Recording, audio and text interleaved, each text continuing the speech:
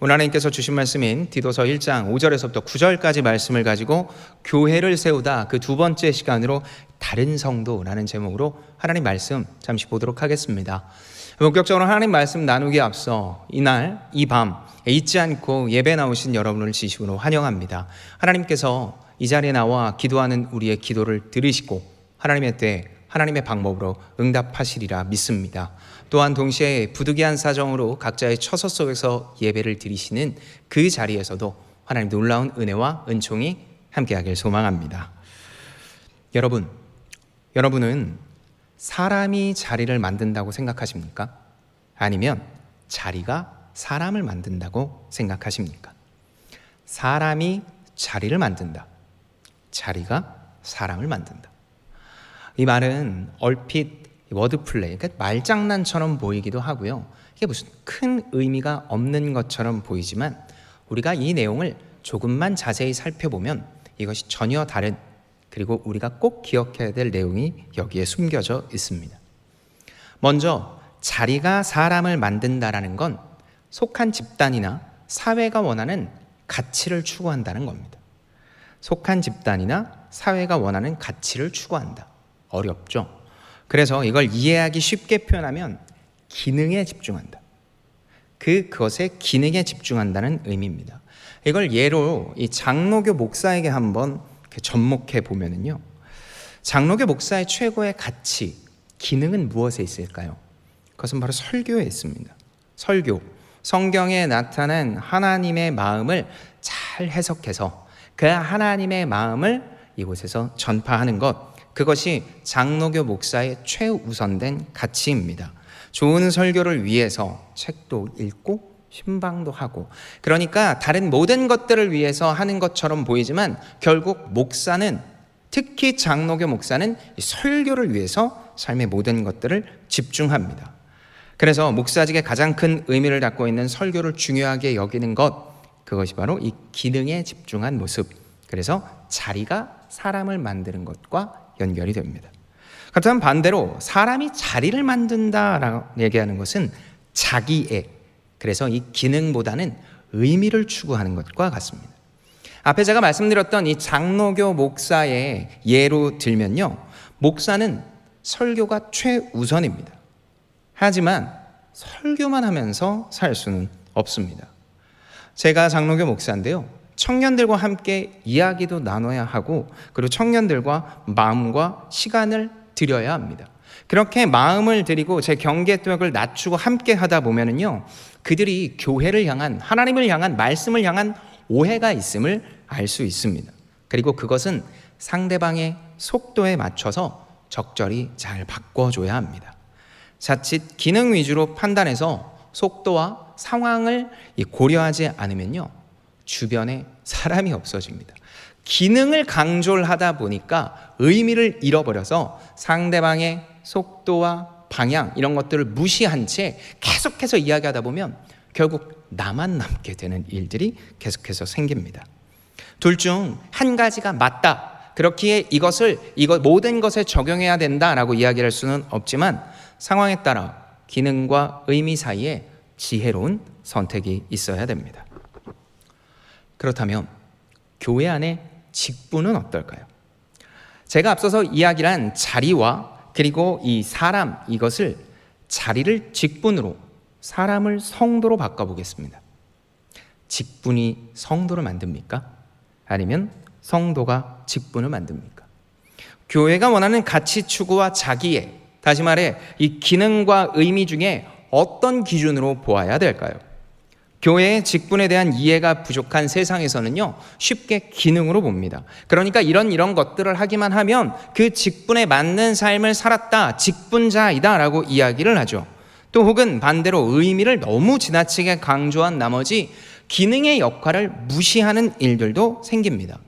사실 우리는 이 교회 안에 참으로 다양한 직분이 있고 그 직분의 역할과 그리고 어떻게 하면 이것을 잘할 수 있을지 고민하고 있습니다.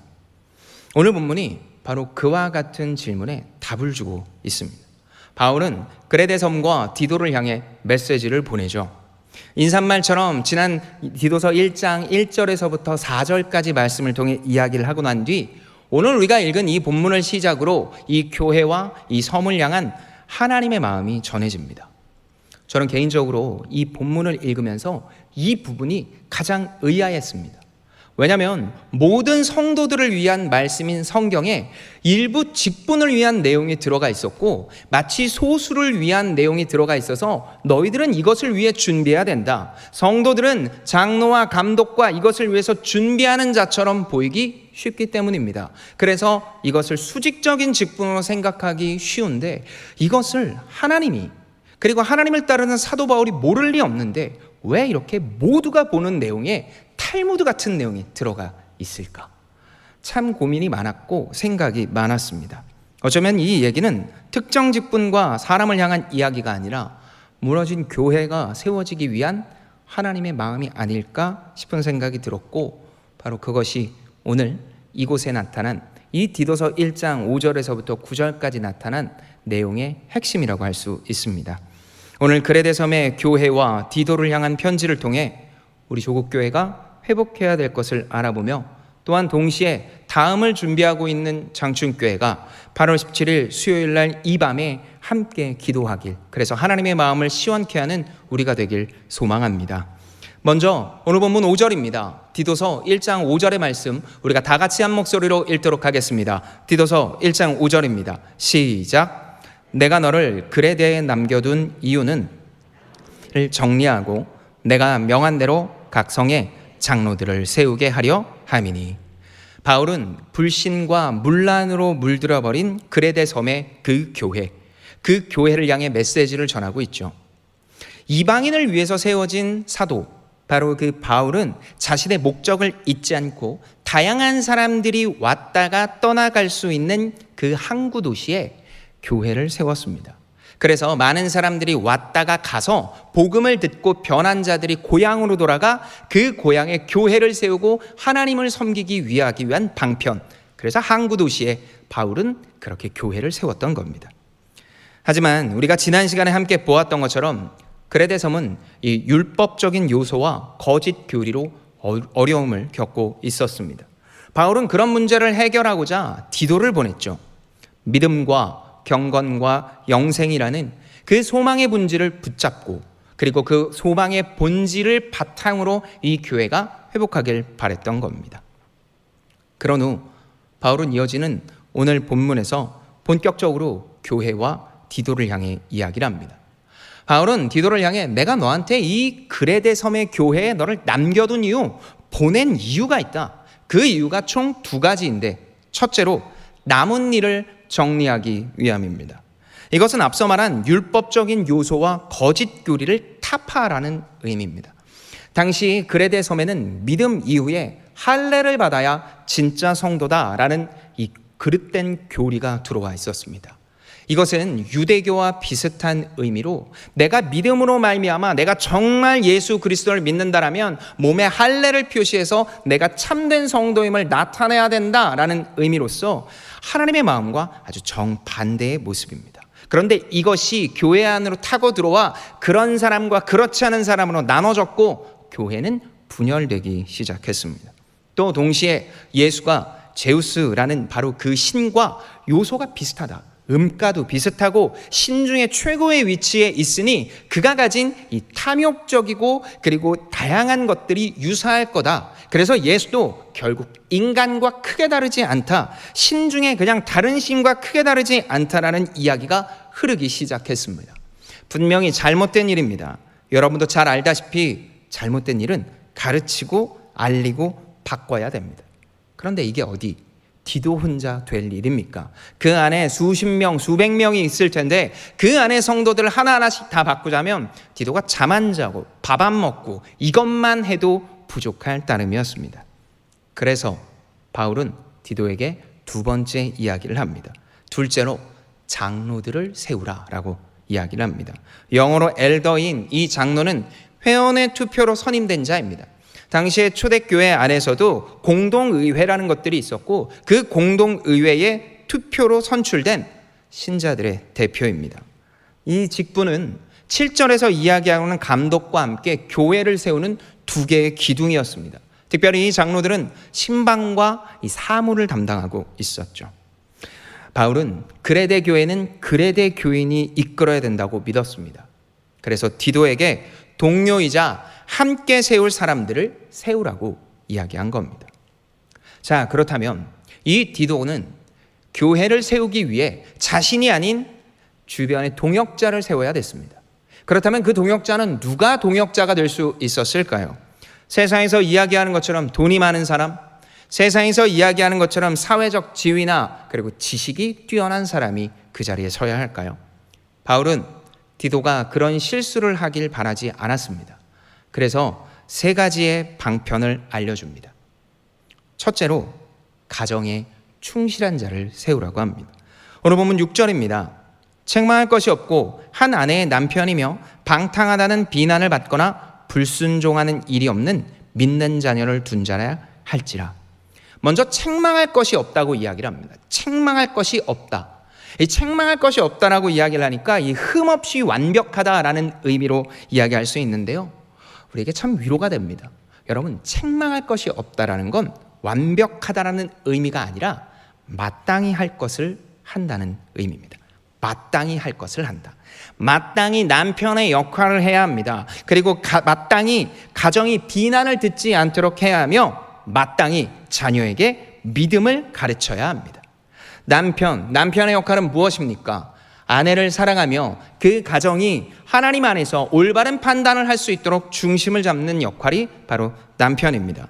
또한 이 가정이 비난을 듣지 않도록 하기 위하여 도덕적, 윤리적 결정을 함께 내리는 자가 바로 이 남편입니다. 그래서 그 가정 안에서 일어나는 일들을 누군가에게 맡기는 것이 아니라 함께 결정하며 세우는 자, 특별히 자녀에게 믿음을 잘 가리키는 자가 바로 남편의 그리고 가정을 세우는 자의 첫 번째 역할입니다. 여기서 자녀는 어린아이를 뜻하는데요. 어린 시절부터 자녀의 믿음을 아빠가, 남편이 잘 양육해야 됩니다. 이것이 교회를 세우는 자가 갖출 가정에 대한 충실한 모습입니다. 일반적으로 어떤 것들과 다르게 분명히 사도 바울은 교회를 세우는, 그리고 교회의 장로이자 그 직분을 갖춘 자가 제일 먼저 해야 될 것은 가정에 충실하며, 그 가정의 충실함은 바로 여기서 나오는 것처럼 남편의 역할과 가정의 비난을 듣지 않고 자녀에게 믿음을 가르치는 것, 바로 여기에 있습니다. 둘째입니다. 둘째로 세상과 달라야 합니다. 오늘 보면 7절을 보면 이렇게 나옵니다. 감독은 하나님의 청지기로서 책망할 것이 없고 제 고집대로 하지 아니하며 급히 분대지 아니하며 술을 즐기지 아니하며 구타하지 아니하며 더러운 이득을 탐하지 아니하며. 제가 앞서서 이야기를 한 것처럼 감독과 장로는 교회를 세우는 두 개의 기둥입니다. 그렇기에 이것은 장로는 어떤 역할, 감독은 어떤 역할을 해야 되는 것이 아니라 교회를 세우는 직분자라면, 그리고 교회를 세우는 것이라면 동일하게 갖춰야 될 요소입니다. 이런 교회를 세우기 위해 무엇이 필요하다고 이야기를 합니까? 청지기 의식. 다시 말해 자신은 관리하는 존재라는 걸 잊어서는 안 됩니다. 소유하고 있다고 주인이 아니라는 겁니다. 내가 무엇인가를 가지고 있고 내가 주어진 것 같으니 이것이 내 것이라는 생각이 아니라는 겁니다. 우리에게 주어진 모든 것은 하나님 겁니다. 하나님께서 우리에게 주신 겁니다. 그래서 줘서 너가 가지고 너가 바라고 기대하는 대로 사용하라는 것이 아니라 오직 하나님의 영광, 하나님의 뜻을 드러내기 위한 방법으로 우리에게 주어진 겁니다. 자칫 이 모든 것이 내 소유, 내 뜻으로 가지게 되면 움켜쥐려 하고 흘리기보다 내 감정, 내 상황에 맞추기만 합니다. 무엇까지도 그렇다면 이것을 하나님께 드리며 내가 아닌 하나님께 맞출 수 있어야 됩니까? 오늘 본문에서 이야기하는 것처럼 감정까지도 하나님께 드리며 하나님의 뜻에 맞춰야 됩니다. 오늘 이 7절 뒤에 보면 분내지 않고 술을 즐기지 않고 구타하지 않으며 더러운 이득도 탐하지 말라고 이야기를 합니다. 이것은 행동으로 보면 다 다른 것 같지만 근본적인 원인, 하나의 공통점이 있는데 그것은 바로 감정의 조절입니다. 화를 내고 싶으면 화를 내고 술을 마시고 싶으면 마시는 등의 모습은 결국 감정을 표현하고 싶은 대로 표현하는 것이며, 감정의 소유가 너가 주인이니 이기적인 모습으로 살라는 것, 그것이 바로 이 청지기와 반대되는 오늘 본문의 이야기라고 할 수 있습니다. 저도 이런 기억이 있습니다. 저도 이렇게 참 이기적으로, 그리고 제 감정대로 살아왔던 시간이 지금도 있지만 예전에는 조금 더 심했던 것 같습니다. 저는 이 무엇인가 좀 답답하잖아요. 일을 하다가 답답하면 그 즉시 차가운 게 몸에 들어오거나 얼굴에 맞아야 좀 이렇게 풀리는 경향이 있었습니다. 그래서 낮과 밤을 가리지 않고 뭔가 좀 답답하면 저는 즉시 찬바람을 쐬고는 했습니다. 결혼 직후에도 제 그 버릇은 조금도 바뀌지 않았습니다. 결혼을 하고 일주일 뒤의 이야기입니다. 정확히 일주일 뒤. 토요일 날이 됐는데요. 이제 그 다음 날 이제 설교를 준비를 해야 되는데 이 설교가 잘 안 되는 겁니다. 신혼이어서 아내랑 놀아서 그런 것 같지만 사실 주중에 다른 사역들이 참 많았습니다. 그래서 그 열심히 사역을 하고 난 나머지 이 설교가 이제 좀 뒤로 밀려서 토요일 날 밤이 됐는데 이게 좀 잘 되면 좋은데 이게 잘 되지 않는 겁니다. 이거 어떻게 하면 좋을까? 벌써 책상에 앉은 지 한 3시간은 됐고 저희 아내는 저하고 같이 사역을 할 때인데 이미 심지어 저희 아내는 설교가 다 끝났습니다. 그래서 잠자리에 같이 자려고 이 마루에서 기다리고 있는데, 거실에서 기다리고 있는데 저는 이 타이핑 자체가 쳐지지 않는 겁니다. 너무 답답하고 긴장이 되고, 그래서 저는 습관처럼 밖에 나가기로 했습니다.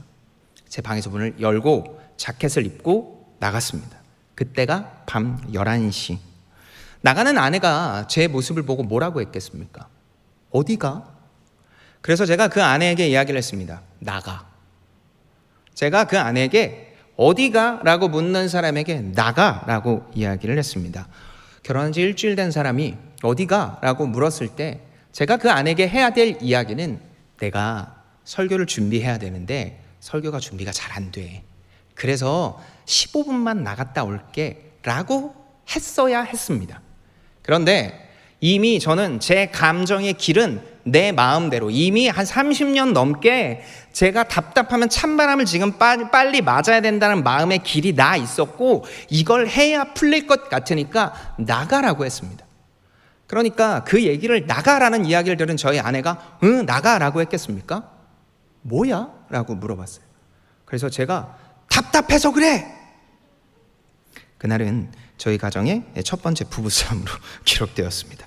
곰곰이 생각해보면 토요일날 저녁 11시 서재에 있던 남편이 나가라는 말 한마디에 어느 아내가 잘 나갔다 와, 꼭 돌아와야 되라고 이야기를 하겠습니까? 이처럼 감정에 집중한 나머지 이기적인 판단을 하는 모습, 이거 저만 있으면 너무 좋겠지만 이것은 대부분 우리가 그렇게 합니다.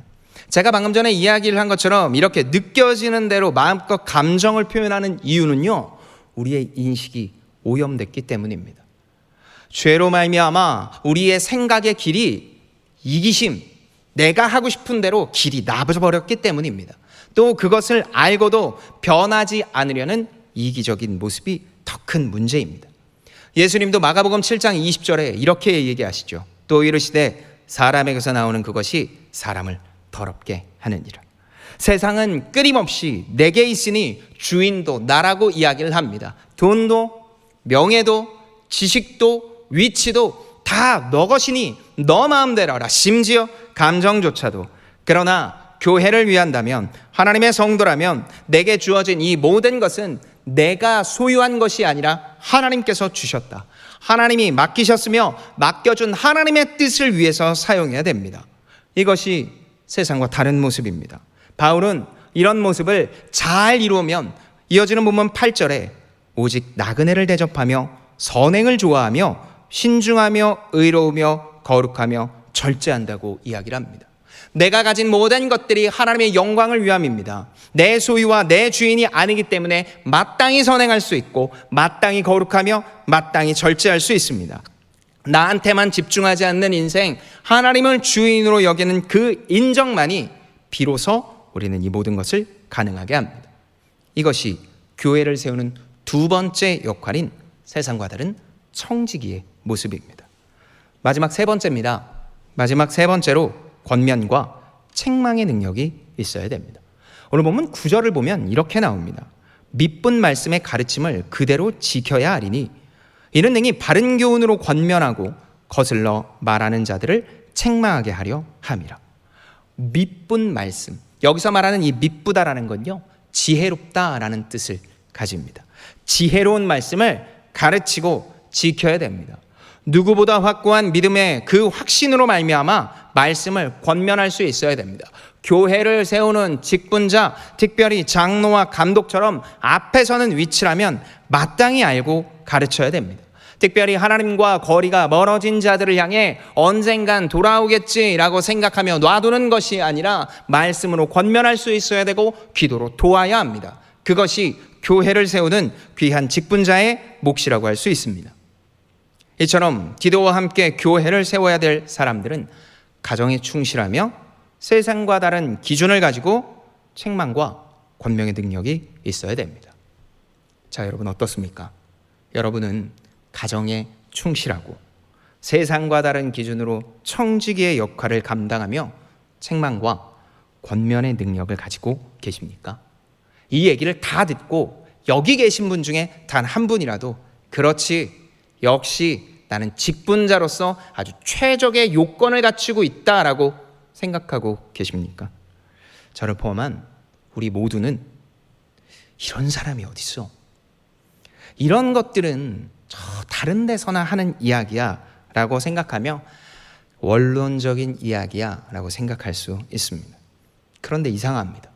제가 설교 가장 처음에 여러분에게 이야기를 한 것처럼 바울은 조금 더 선명하게 이야기를 하면 하나님께서는 이 생각과 이 상황을 모르실 리 없습니다.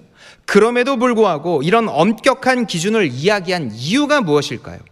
성도가 보고 교훈을 받기에 합당한 이 성경에 직분자들을 위한 이야기가 이렇게 조금인 직분자들을 위한 이야기가 이렇게 많이 다루는 이야기, 그 이유가 도대체 무엇이었을까요? 그것은 바로 교회를 세우는 것은 인간의 능력이 아니라 구주 예수 그리스도를 통한 믿음으로만 가능하다는 이야기, 그것을 온전히 깨닫게 하기 위함입니다. 죄에 물든 인간은 가정에 충실하기보다 가정이 나를 위해 있기를 바랍니다.